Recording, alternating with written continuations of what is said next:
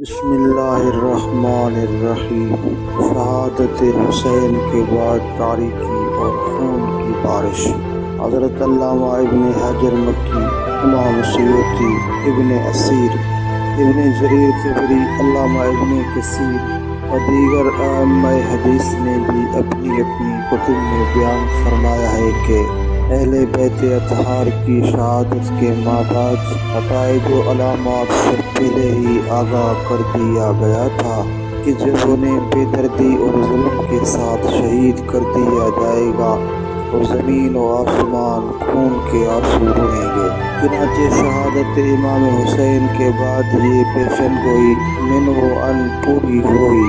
لما قتل الحسین اسودت السماء وظہرت الکواکب نہارا۔ جب امام حسین شہید ہوئے تو آسمان سیاہ ہو گیا اور تاریکی کے باعث ان کو تارے نظر آنے لگے۔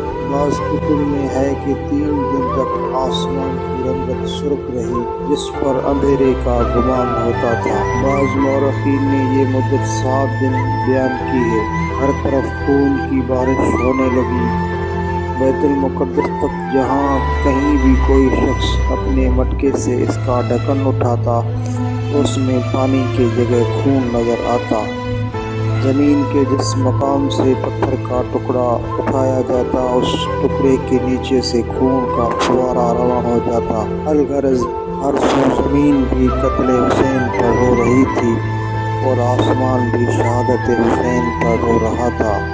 ام المؤمنین حضرت ام سلمہ رضی اللہ تعالی عنہا فرماتی ہیں، رب ذوالجلال کی عزت کی قسم، حسین کی شہادت کے دن میں نے جنات کو بھی روتے ہوئے دیکھا۔